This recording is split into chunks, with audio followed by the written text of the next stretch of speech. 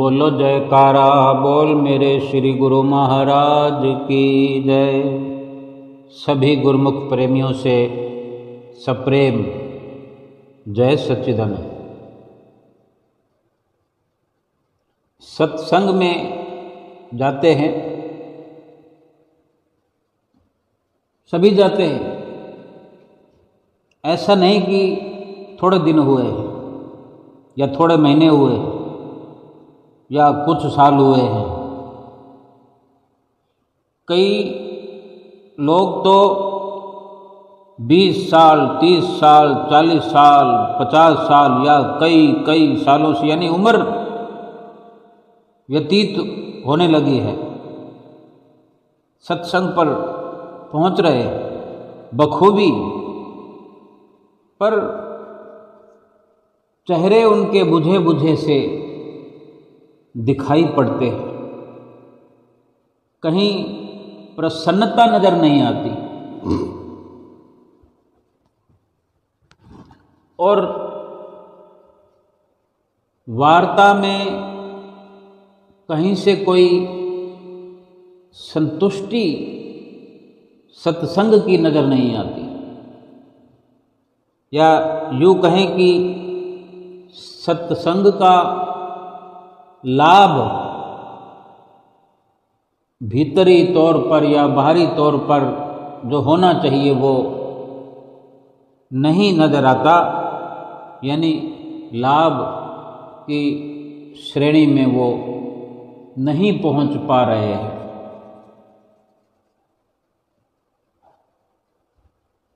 अब विचार तो करना ही पड़ेगा कि देखो, सतगुरु से मिलन हुआ, उससे पहले ये मनुष्य जीवन मिल जाना ही बड़े भागों की निशानी है। उसमें भी प्रसन्नता झलकनी चाहिए। मनुष्य जीवन का प्राप्त होना ही एक प्रसन्न चित्त होने का चिन्ह है, निशान है। फिर भक्ति भाव का भीतर में जगना, जब भीतर में भक्ति भाव जगता है, भगवान के प्रति प्रेम जगता है, तभी तो पहुंचता है सतगुरु के पास। और सतगुरु के पास पहुंचना केवल भक्ति भाव का भीतर में होना इतना ही काफ़ी नहीं है। बड़े पुरबले यानी करोड़ों जन्मों के जब पुण्य एकत्र होते हैं। अब संसार में देखें कि मनुष्य जीवन तो सभी लेकर आए हुए हैं। जैसे एक दुकान पर जितने भी ग्राहक जाते हैं कुछ ना कुछ लेकर आते हैं, लेकिन हर किसी की क्वांटिटी अलग अलग है। कोई 100 ग्राम लेके जा रहा है, कोई आधा किलो लेके जा रहा है, कोई किलो लेके जा रहा है, कोई एक आइटम लेके जा रहा है, कोई 2, कोई 4, कोई 6, कोई पूरा थैला भर के जा रहा है, कोई बोरा भर के जा रहा है। यानी पात्र तो सभी हैं, लेकिन सबके भरे तो नहीं जा रहे। इसी प्रकार मनुष्य जीवन सबको मिला हुआ है। जितनी भी जितनी मनुष्यता इस संसार में अभी है, क्या सब के सब सतगुरु को पा चुके हैं या सतगुरु ने उनको अपना लिया है? फरमाते भी हैं कबीर साहब जी कि कोट जन्म के पुण्य से सतगुरु मिले कबीर। कबीर साहब जी कहते हैं कि करोड़ों जन्मों के जब पुण्य उदय होते हैं, पुनीत कर्म इकट्ठे होकर जब फल देने पर आते हैं, तो वक़्त के संत सतगुरु की चरण शरण प्राप्त होती है। जैसे हम खुश नसीब गुरुमुख प्रेमियों को सतगुरु की चरण शरण प्राप्त है। अपने आप में हम भाव से भर जाते हैं जब ऐसा ख्याल आता है कि हम अपने सतगुरु के अनन्य हैं। अनन्य भाव भी होना चाहिए, फिर अनन्य भक्ति भी होनी चाहिए, अनन्य अनन्यता होनी भी चाहिए। और फिर ऐसा कहें तो रोम रोम पुलकित हो जाता है। जैसे लौकिक स्तर पर अगर बात करें कि मैं प्रधानमंत्री का खास हूँ, प्यारा हूँ, वो मुझे प्यारा, मैं उसको प्यारा, गर्व से सीना चौड़ा हो जाता है। किसी को ये कहने भर से ही रोम रोम पुलकित हो जाता है कि मैं प्रधानमंत्री का खास हूँ। और फिर वास्तव में उसका खास हो भी सही, कहने मात्र से नहीं, सत्य में, सच में ही अगर वो खास हो तो फिर क्या कहना है। लेकिन फिर सबको तो वो दर्जा नहीं मिलता, उसमें भी कोई कम खास है, कोई ज़्यादा खास है। सतगुरु ने ना तो सबको अपना लिया है, ना ही सब के सब मनुष्य सतगुरु की चरण शरण को प्राप्त कर चुके हैं। लेकिन हम तो कर चुके हैं ना। तो ये हमको एक चिंता की अवस्था तक सोचना चाहिए कि सतगुरु की शरण मिली है, कोई ऐसी वैसी बात नहीं है, बहुत बड़ी बात है सतगुरु की चरण शरण मिलना है। मनुष्य जीवन मिल जाने के बाद, इतना बड़ा जीवन के अंदर तोहफा मनुष्य जीवन का मिलने के बाद में फिर ये एक दूसरा महान तोहफा है, उससे भी बड़ा तोहफा, कि सतगुरु की चरण शरण मिल गई। इस मनुष्य जीवन को, इस मनुष्यता को, इस इंसानियत को चार चांद लग गए। फिर सतगुरु के मिलने पर उनसे नाम की बख्शिश मिल जाना, नाम की बख्शिश हो जाना, यानी हमारे अंधेरे वीरान पड़े हृदय हुए नाम का उजाला हमारे भीतर होने का एक संकेत, इशारा मिल जाना। नित्य प्रति सत्संग में पहुंचने का क्या हर किसी की कोई मजाल है कि पहुंच सके?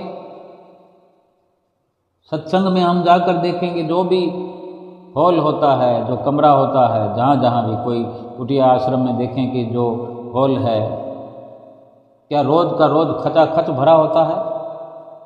खाली पड़ा होता है। कहीं मंदिर द्वारे में कहीं भी जाकर देखें, रोज का रोज नित्य प्रति देखें, सुबह शाम कितनी भीड़ होती है। कभी कभी ऐसा अवसर होता है जहाँ लंगर हो, भंडारा हो, खान पान का पूरा कोई विषय हो, समागम हो, तब बड़ी भीड़ लगती है, पैर रखने की जगह नहीं होती। और क्या एक विषय होता है कि आज सत्संग है, आज फलां समागम है,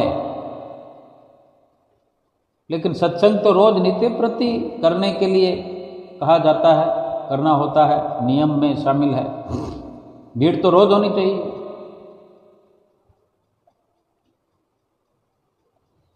और फिर नित्य प्रति जाने वाले हमारे गुरुमुख भाई बहन भी बहुत हैं। बहुत लोग नित्य प्रति जाने का भी प्रयास करते ही हैं, पहुंचते हैं। अगर उन्हीं में ये विचार निकल कर आए कि ना तो कोई प्रसन्नता दिख पड़े चेहरे पर, ना विचारों में प्रसन्नता की झलक दिखाई जाए, मुरझाया सा चेहरा हर वक्त बना रहे, यहाँ पर सोचने की बात है कि कहाँ दिक्कत है। सतगुरु हमारे परिपूर्ण हैं, सतगुरु से मिला हुआ नाम परिपूर्ण है।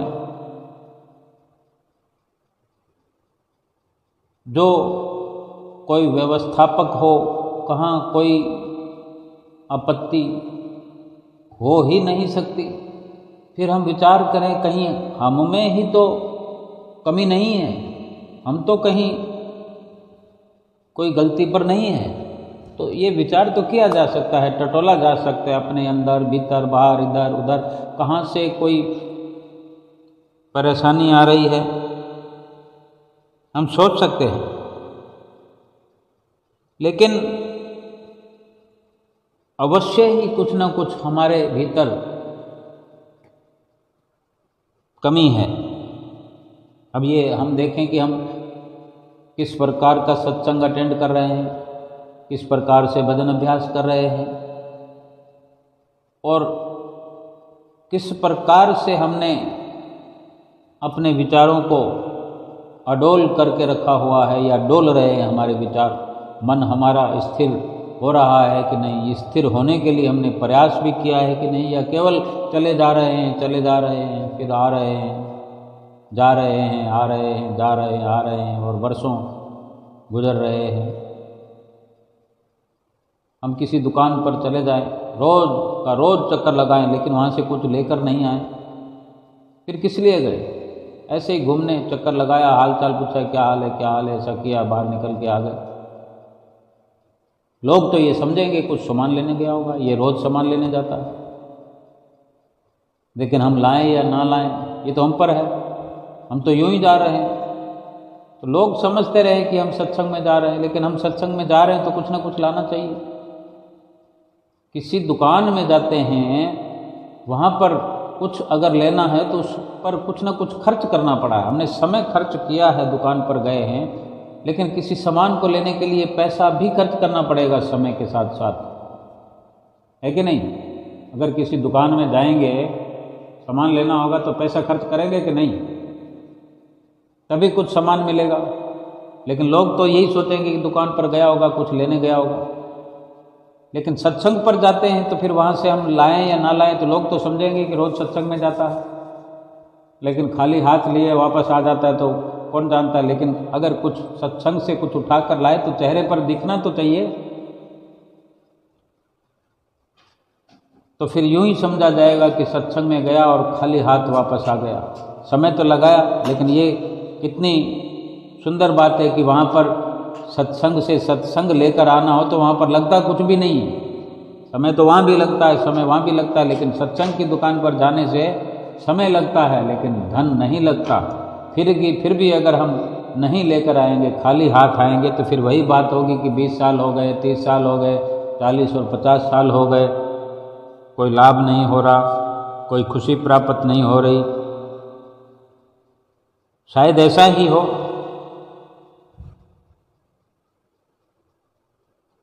बहुत से गुरमुख प्रेमी भाई बहन सत्संग से ही सीखते हुए, सत्संग से ही शुरुआत किए हुए, सत्संग के ही वचनों को सुनकर कि श्री आरती पूजा करना है, सेवा करना है, सत्संग करना है, दर्शन ध्यान करना है, भजन अभ्यास करना है, और फिर उन नियमों को नित्य प्रति रोज याद दिलाए जाने पर फिर उन रोज नित्य नियमों को याद कर करके उस पर अमल करने की कोशिश करते हुए, अमल में लाते हुए, भजन अभ्यास को अपनाते हुए, ऐसा उनकी ज़िंदगी में पलटा खाया है, उनकी ज़िंदगी ऐसे बन गई है, उनका लक्ष्य ऐसा हुआ है कि अपने सतगुरु से आए दिन बात होती है, साक्षात वहाँ जाकर भी बात होती है, अपने घर में बात होती है, अपने घट में बात होती है, उनके चेहरे चमकते हुए नजर आते हैं, भीतर और बाहर उजियारा नजर आता है,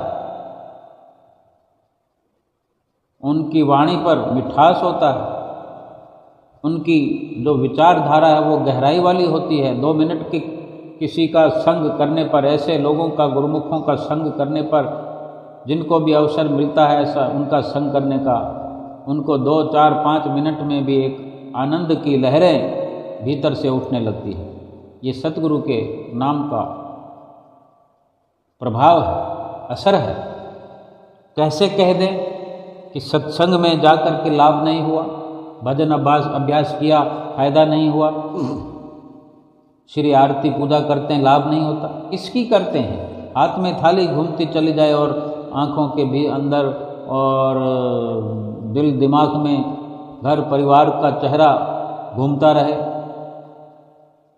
बिजनेस घूमता रहे, गाए बगाए आरती पूजा कर लिया, चलते फिरते गुनगुना लिया तो ठीक है, नहीं तो कई कई दिन तक आरती पूजा ना हो। लेकिन ये विशेषकर जिक्र इसलिए है कि जो वर्षों से नित्य प्रति लगे हुए हैं उनके लिए ये चिंता का विषय है कि लाभ क्यों नहीं हो रहा। हम स्वयं ही विचार करें, हम स्वयं ही अपने भीतर देख करके कुछ जो एहतियात के तौर पर हमें करना चाहिए वो करें। जिन लोगों को इतने साल सत्संग जाकर भी कुछ प्राप्त नहीं हुआ, तो कहीं ना कहीं जो दिक्कत है, कमी है। अब जो हमें नाम मिला उस नाम में तो कमी है नहीं, जो सत्संग सुनने को मिलता है तो सत्संग में कमी नहीं है। हम सत्संग में जाएं और सत्संग को ध्यान से ना सुने तो कमी हुई। किस लिए गए फिर? इधर उधर देखने के लिए, सबसे मिलने के लिए।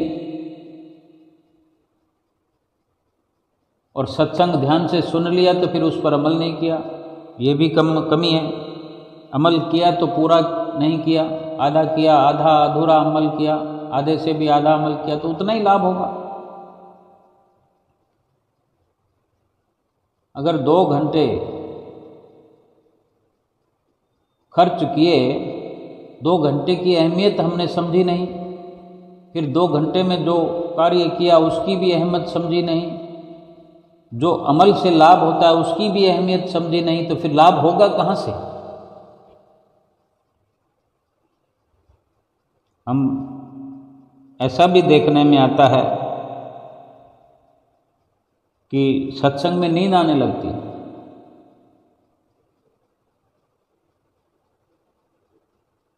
और नींद नहीं आती तो इधर उधर देखते रहते हैं। सत्संग में भी क्या होता है कि अगर 2 घंटे का प्रोग्राम होता है, 2 घंटे से 2.5 घंटे का हो जाता है, 3 घंटे का भी हो जाता है, खिंच जाता है। वो जो भी हो रहा,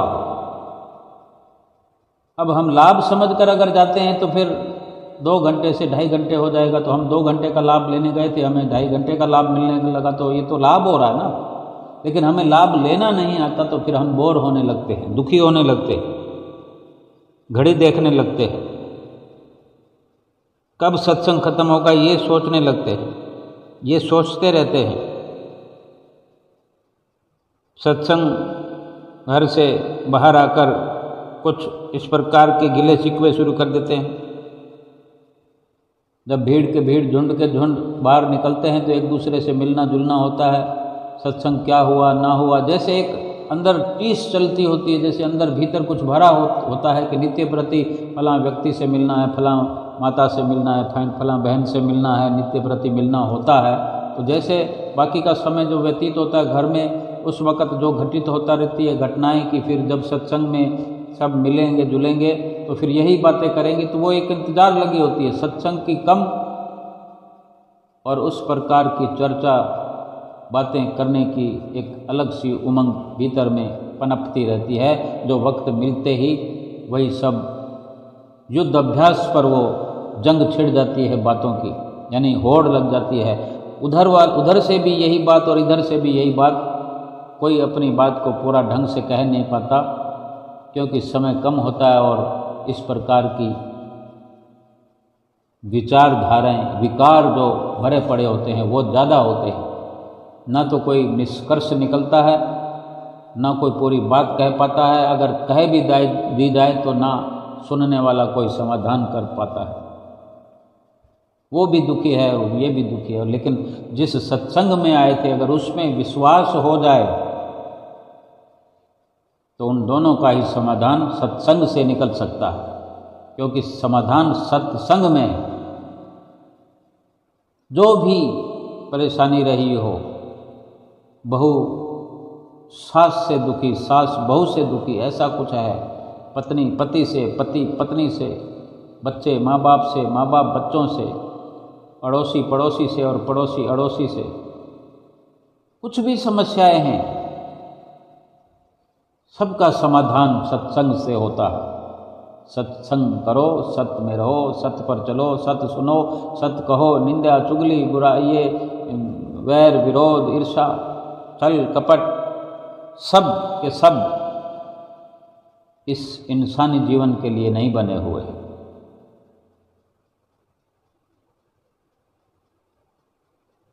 अगर इस प्रकार की धारणा बनी हुई है कि जब इधर उधर की बातें नहीं करेंगे, इधर उधर का मसाला नहीं मिलेगा,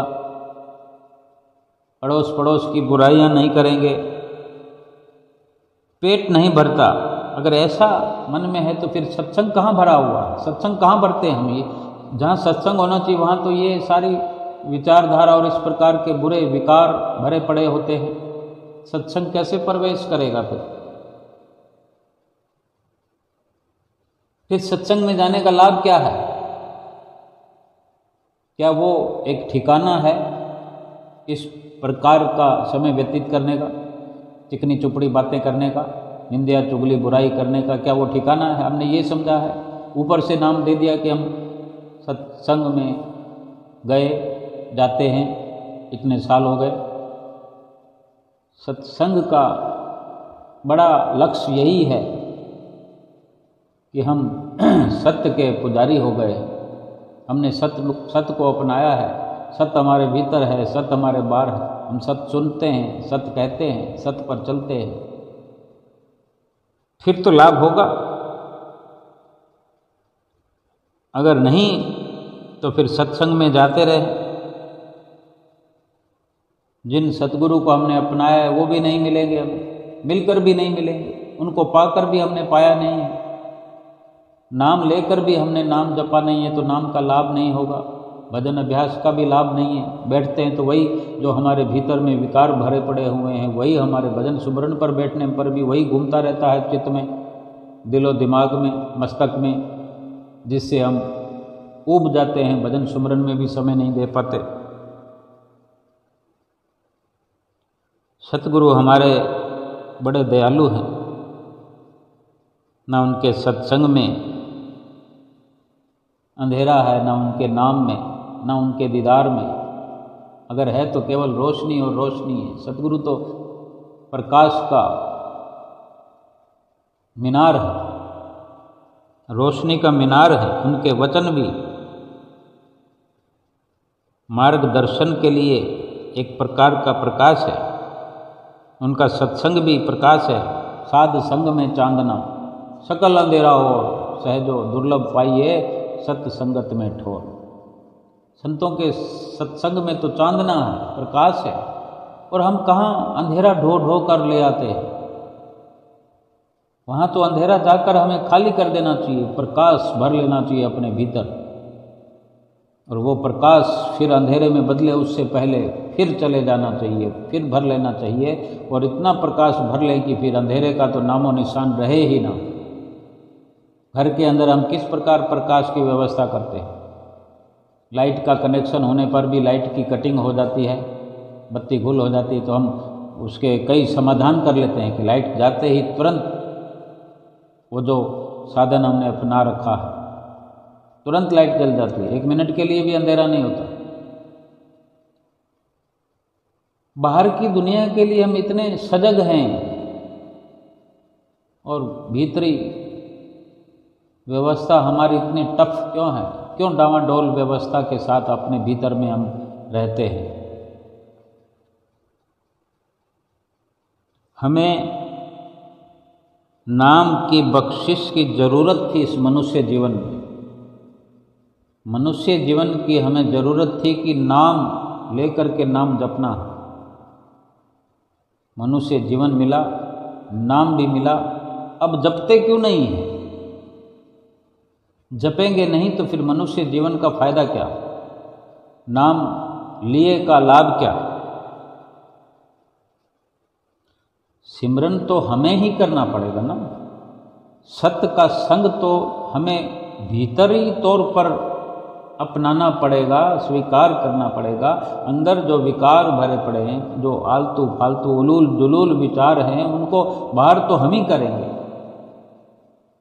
हम ही अपने भीतर, हम स्वयं ही अपने भीतर जर्रे जर्रे में सत्संग का प्रकाश फैलाएंगे।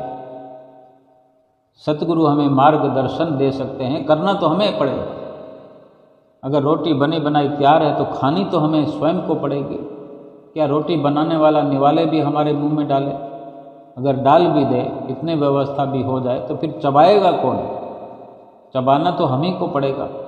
अगर हम पुरुषार्थ नहीं करेंगे, अमल नहीं करेंगे, तो फिर लाभ से तो वंचित रह जाएंगे।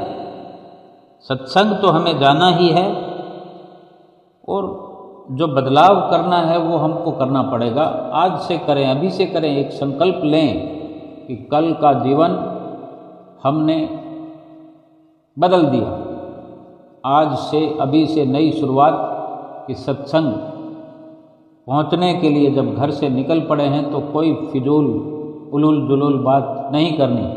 अपने सहपाठियों से, मित्रों से, सखी सहेलियों से, माताओं बहनों से, जिस भी गुट में जा रहे हैं, 2 लोग, 4 लोग, 6 लोग, 10 लोग, केवल सतगुरु के दीदार की बात करनी है, सतगुरु के सत्संग की बात करनी है, संतों के परोपकार की बात करनी है, हमें अपने जीवात्मा के उद्धार की बात करनी है।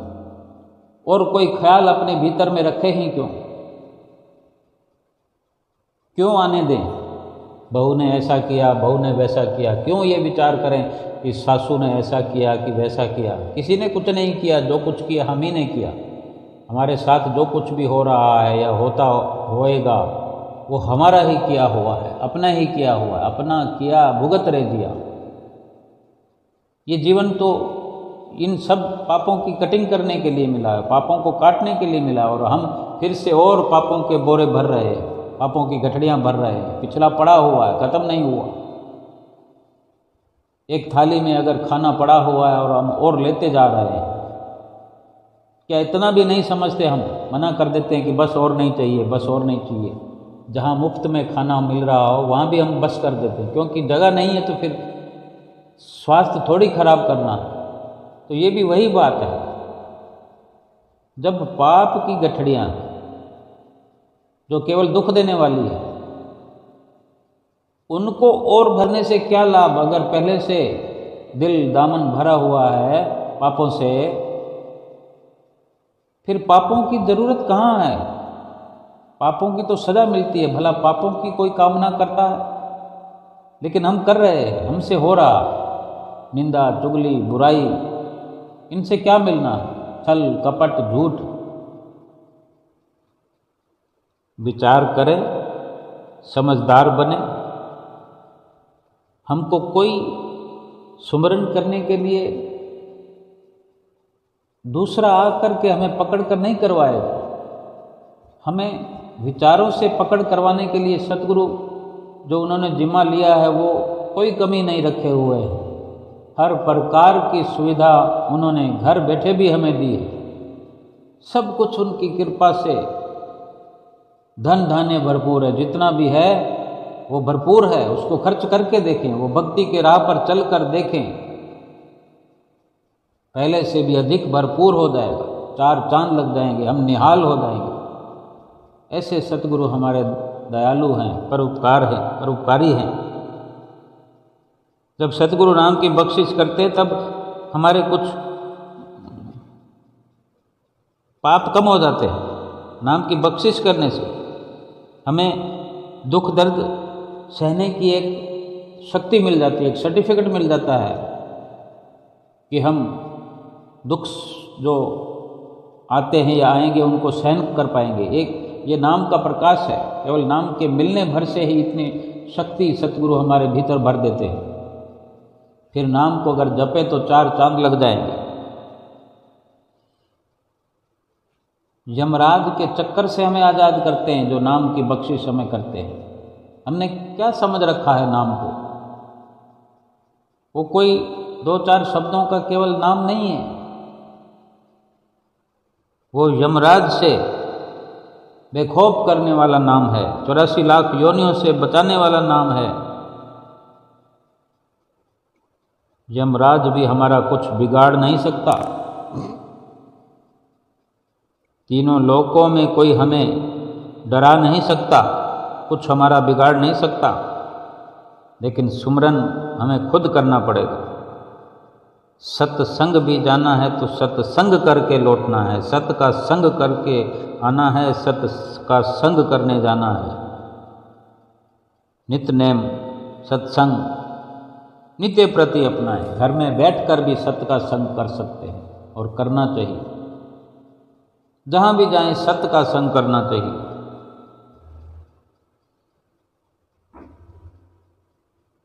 एक एक सत्संग की जो वाणी है, सत्संग का जो एक एक शब्द है वो कितना लाभकारी है, ये ख्याल करें, हम खोज करें कि हर शब्द के अंदर कितनी गहराई है। हमारी चित्त वृत्तियों में जितनी गहराई है, क्या हमने सोचा कि हमारी चित्त वृत्तियों की गहराई कितनी है? हमारी चित्त वृत्तियाँ कहाँ से कहाँ पहुँच जाती है, हम मन से कहाँ पहुँच जाते हैं। समुद्र से भी अथाह गहराई है मन के भीतर की। खोज करें, कुछ विचार करें, हर शब्द को ध्यान से सुनें।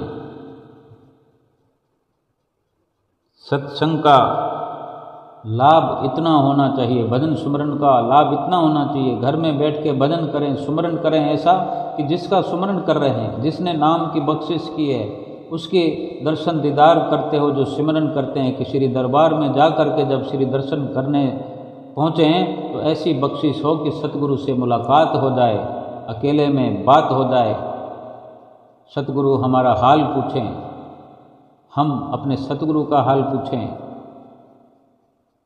ये सतगुरु के बख्शे हुए नाम की बख्शिश में ही सारी शक्तियाँ भरी हुई है। लेकिन हम सत्संग में आ रहे हैं, जा रहे हैं और कोई लाभ नहीं। अंदर क्या भीतर क्या, प्रकाश ही प्रकाश। और इस प्रकाश के उजाले में, सत्संग के प्रकाश में, नाम के प्रकाश में इस लोक से परलोक का सफ़र यूं व्यतीत हो जाए कि पता भी न लगे। क्या हमने नाम को समझा है, क्या सतगुरु को हमने समझा है, क्या हम दर्जा देते हैं। सतगुरु को केवल इतना ही समझ लें, सतगुरु से केवल इतना अपना बना लें कि जैसे अपने घर के सदस्यों को स्थान दिया हुआ है, कि अगर 10 रसगुल्ले ले जाएंगे, 10 लोग हैं तो सबको एक एक देंगे, बराबर देंगे। तो ये समझ लें कि सतगुरु भी हमारे उन्हीं घर के सदस्यों जैसे हैं। होना तो यही चाहिए कि पहले नंबर पर सतगुरु को रखें, मुखिया बनाएं अपने सतगुरु को। ये केवल भोग लगाने की बात नहीं है, ये एक उदाहरण है। दुख में, सुख में जहाँ समय देने की बात आती है, फिर वहीं बात आएगी भजन अभ्यास की। 24 घंटे में अगर हम ये विचार कर लें कि 10 सदस्य हैं, अगर 2-2 घंटे भी हम सबको समय देते हैं तो 2 घंटे सतगुरु के नाम पर भजन सुमरन को समय दे दें। समझो हमने सतगुरु को समय दे दिया, समझ लो कि हमने सतगुरु को अपने घर का सदस्य बना लिया। यूं ही नहीं फरमाते हैं महापुरुष, फरमाते हैं जितना हेत कुटुंब से उतना हरि से हो, जितना हेत कुटुंब से उतना हरि से हो। चला जाए बैकुंठ में पला न पकड़े को, पला न पकड़े को। केवल इतना ही कि जितना समय, जितनी कुर्बानी, जितना चिंतन घर के सदस्यों का करते हैं, उतना ही सतगुरु के लिए व्यवस्था कर दें। और उसी व्यवस्था के तहत जो सतगुरु ने आदेश किया है कि 2 घंटे भजन सुमरन करो, 5 नियमों की नित्य प्रति पालना करो, केवल इतना ही समझ लें। फिर पूरे घर के लिए हम कमाएं, उनको पालें पोसें, सब कुछ करें, अच्छे से अच्छा खाएं, अच्छे से अच्छा पहनें।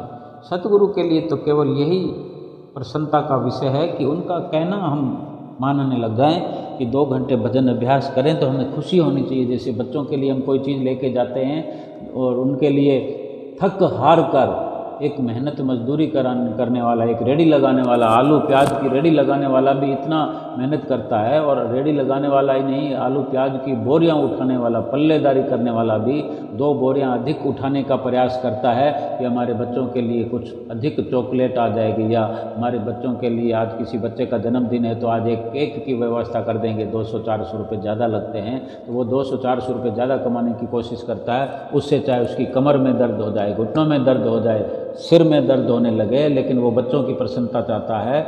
बस इतना भर ही इतना दर्द सतगुरु के बताए हुए भजन अभ्यास करने से कभी नहीं होता।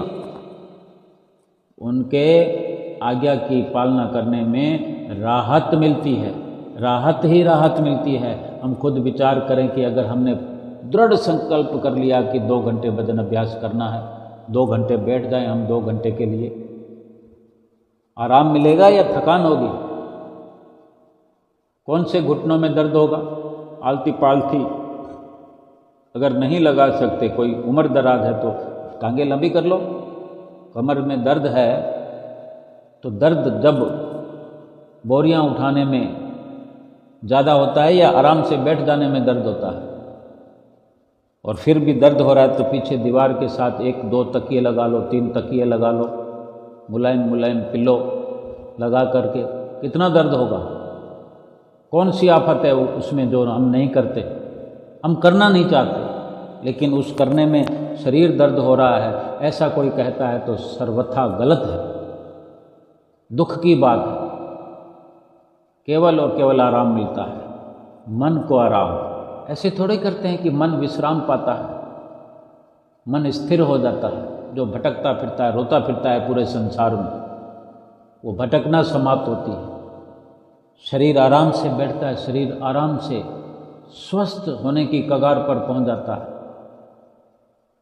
और आंखें बंद करके बैठना है, भजन सुमरण करना है, आंखें खोलकर सतगुरु के दर्शन करना, इसमें क्या थकान होती है? थोड़ा सा आड़े हो जाएं, टेढ़े हो जाएं, उठ करके पानी पी कर आ जाएं। 2 घंटे एक साथ नहीं बैठ सकते तो 1 घंटा कर ले, 1 घंटा दूसरी बार कर लें। 1 घंटा बैठेंगे तो 1 घंटा का आराम मिलेगा, 2 घंटा एक साथ बैठेंगे तो 2 घंटा का आराम मिलेगा। शरीर का क्या है? भजन अभ्यास में नहीं थकाएंगे तो फिर सारी दुनिया में तो थकाते ही फिरते हैं। कब हमें थकान से छुट्टी मिली थी? किसने छुट्टी दी थी कि आज शरीर को मत थकाओ?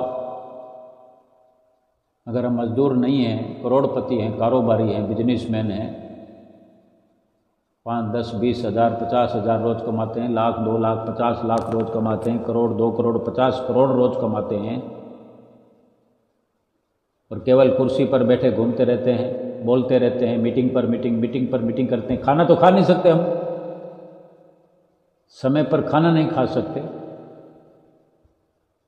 कचौड़ी समोसा खा के गुजारा कर लेते हैं। क्या ये संसारिकता है? ये 2 घंटा भजन अभ्यास नहीं करने का नतीजा है। करोड़पति हो, अरबपति हो, भजन अभ्यास नहीं करेगा, शरीर तो कहीं ना कहीं थक ही रहा है। अगर बेड पर पड़े सोते भी रहेंगे तो भी शरीर थकेगा। भजन अभ्यास करके देखें, भजन अभ्यास के लिए कुर्बानी करके देखें, बाकी सारे कामों का त्याग करके देखें, मज़ा ही मज़ा है, आनंद ही आनंद है। शरीर में थकान नहीं, शरीर में एक ऊर्जा आएगी, शरीर स्वस्थ होगा। क्यों? कि शरीर का मालिक पीछे से स्वस्थ होने लगेगा, जो जीवात्मा है। अगर जीवात्मा जिसका स्वस्थ है, जीवात्मा के जिसके अंदर एनर्जी है, जीवात्मा के अंदर से जो खुशी है, वो खुशी चेहरे पर झलकेगी, वो खुशी चित्तवृत्तियों में झलकेगी, वो खुशी वाणी में झलकेगी। एक आनंद की लहर चले पड़ेगी, वाह वाह वाह वाह वाह वाह, शुक्राने गाता हुआ नजर आएगा। ये गुरुमुखों का जीवन हो सकता है, जिनको सतगुरु की चरण शरण मिली है, उन्हीं का जीवन हो सकता है, उन्हीं के हिस्से में ये दौलत आई है। और वही अगर ये कहें कि इतने साल हो गए लाभ नहीं मिला, ये कितने दुख की बात है। आज हम समझ सकते हैं कि जहाँ कुछ दिक्कत है, कमी है, जितने भी साल लग गए हों, बाकी सब प्लेटफार्म तो हमने बना रखा है। मन को हमने सत्संग में झोंक दिया है, तन को भी झोंक दिया है, चित्तवृत्तियाँ भी कहीं ना कहीं झुकी हुई है, लेकिन एक परिपक्वता नहीं है। एक थोड़ा सा स्वाभाविक दिक्कत है, वो तुरंत सुधारा जा सकता है। देखते ही देखते अमल होने लगेगा, देखते ही देखते वो सारा का सारा समय लाभ में बदल जाएगा। जो आज तक नहीं था वो अब अब से होने लगे, अभी का अभी से होने लगे। संकल्प करें, अपने भीतर ऐसा विचार तो परिपक्व करें कि केवल सत्संग में सत्संग का लाभ उठाना है, भजन अभ्यास में केवल भजन अभ्यास का लाभ उठाना है। देखते हैं, मैं करके छोड़ूंगा, मैं करके छोड़ूंगी, मन को भजन में लगा के छोड़ूंगी, मन से भजन करवा के छोड़ना है। देखो फिर मन आवाज़ें लगाएगा, मन की आवाज़ आएगी नित्य निरंतर, उठ भाई भजन कर, उठ भाई आराम कर। कि असली आराम तो वही है, असली आराम भजन में है, असली लाभ भजन सुमरन में है, असली लाभ सतगुरु के वचनों की पालना करने में है। जिस दिन ये बात समझ आ जाएगी, अपना कार्य भजन सुमरन है, बाकी सब कार्य बेगाने हैं। बेगाने कार्यों को कितनी खुशी से हम कर रहे हैं। बेगाने लोग हैं, मुखौटे लगा कर आए हुए हैं, अपने बने हुए हैं। कहीं कोई सार नहीं है, कहीं कोई परोपकार नहीं है, कहीं कोई सच्चा प्यार नहीं है, कोई वफादार नहीं है। केवल सतगुरु हैं, वफादार हैं। सतगुरु हैं जो करते सच्चा प्यार है, सतगुरु ही उपकार करते हैं, सतगुरु ही अपने हैं जो हमें एक सच्ची राह दिखाते हैं, अपनी जीवात्मा की पहचान करना सिखाते हैं। संसार में क्या है, जितना हो सकता है एक दूसरे को पीसने में लगे हुए हैं, चक्की में। एक दूसरे को घर परिवार में यही कहते हैं कि आप ये कर लो, आप वो कर लो, इस प्रकार से तरक्की कर लो, उस प्रकार से तरक्की कर लो। ऐसी तरक्की है वो, वहीं शमशान में मरघट में ले जाने वाली तरक्की है, जीवात्मा को 84 लाख योनियों में पहुंचाने वाली तरक्की है। ये सतगुरु परमेश्वर ही जीवात्मा को परमात्मा तक पहुंचाने वाली तरक्की करवाते हैं। वे ही सच्चे हिदैषी हैं, वे ही जीवात्मा को खुशहाल बनाते हैं, अपने साथ मिलाते हैं, हमारा लोक परलोक सुहेला कराते हैं। वही हमारा हित चाहते हैं, वही हमारा भला चाहते हैं, वही कर सकते हैं, वही करने के लिए संसार में अवतरित हुए हैं। और उनका कोई कार्य नहीं है कि उनको कोई दुकान खोलनी है, उनको कोई पैसों की ज़रूरत नहीं है कि वो कोई ये पैसे इकट्ठे करने के लिए, वो हमारे लिए ही सारे यत्न कर रहे हैं। आज दरबार की रचना हम इतनी देखें, वो सारी सुविधाएं क्या सतगुरु अपने लिए कर रहे हैं, हमारे लिए कर रहे हैं। कितनी प्रसाद की व्यवस्था है, कितनी लंगरों की व्यवस्था है, कितने बाग बगीचों की सैर करने की व्यवस्था है। किसी बाग बगीचे से निकल जाएं,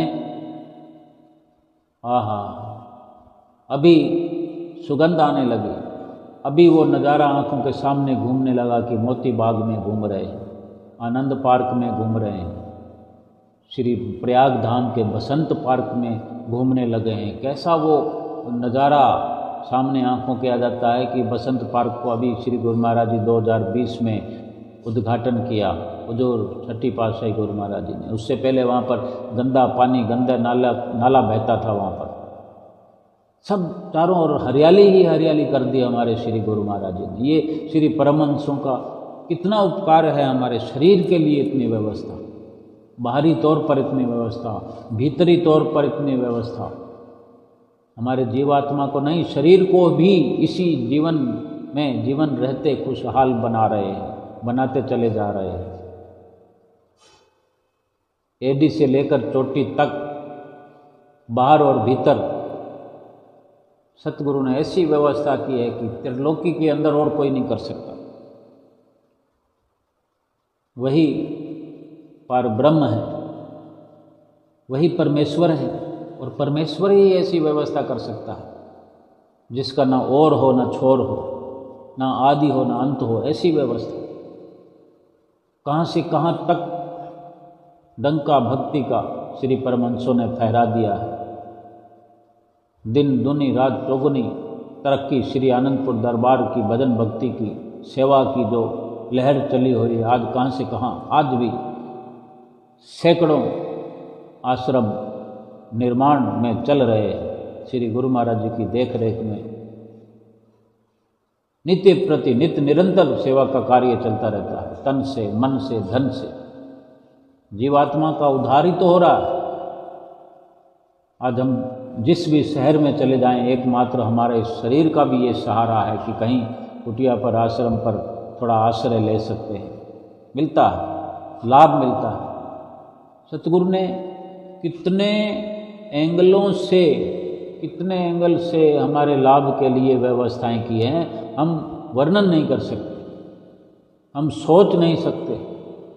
लेकिन जब जब हमारे समक्ष कोई समस्या आती है और समाधान होता है, तब कहते हैं वाह, मेरे श्री गुरु महाराज जी ने ये भी हमारे लिए कर दिया।